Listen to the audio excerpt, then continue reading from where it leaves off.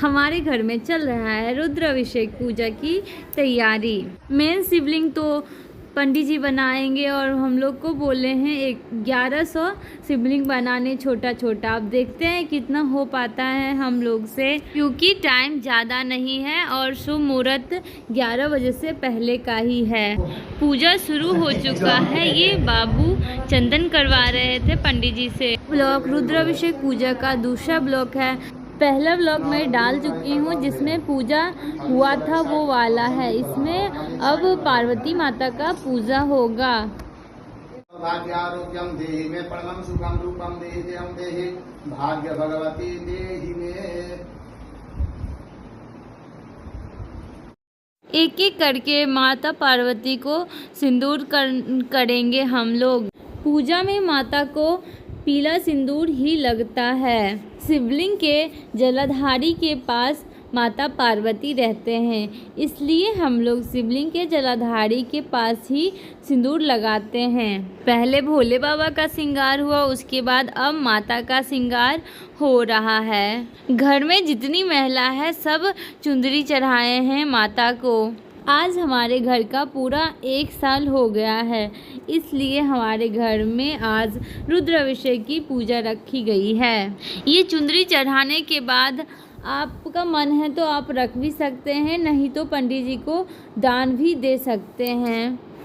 इनका पूजा ख़त्म हुआ। अब आती है मेरी बारी सबसे लास्ट में, क्योंकि घर में सबसे छोटी हूँ इसलिए मेरी बारी सबसे लास्ट में आती है। मैं पहले माता को चुंदरी चढ़ाई हूँ, उसके बाद सिंदूर लगाई हूँ माता को। माता को 5 बार सिंदूर लगाया जाता है। माता को लगाने के बाद आप अपने मांग में लगा सकते हैं, उसके बाद अपने चूड़ी में भी लगा सकते हैं ये सिंदूर।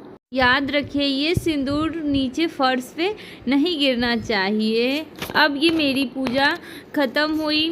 माता से सदा सुहागवती भव की आशीर्वाद जरूर मांग लेना चाहिए। अब हम लोग चढ़ाएंगे माता को साड़ी। सभी लोग मिलके ही माता को साड़ी चढ़ाएंगे और साथ में चढ़ाएंगे कुछ श्रृंगार सामान। श्रृंगार सामान तो बहुत सारा होता है, आप अपनी मर्जी से, आपका जितना मर्जी हो और जितना इनकम हो आप उतना चढ़ा सकते हैं माता को श्रृंगार। साड़ी और श्रृंगार सामान सबको एक साथ रखने के बाद हम लोग एक साथ पकड़ के माता को चढ़ा देते हैं।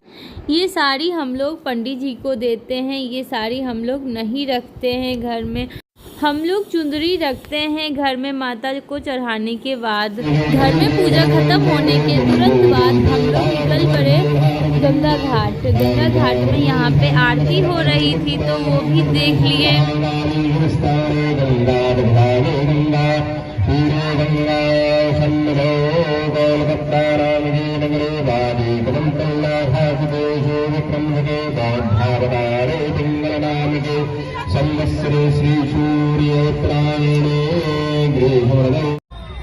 हम लोग को जाना था बाबू घाट, लेकिन पहले ही गाड़ी रुक गई थी। तो यहाँ आता है प्रिंसेप घाट, तो वो भी घूम लिए हम लोग।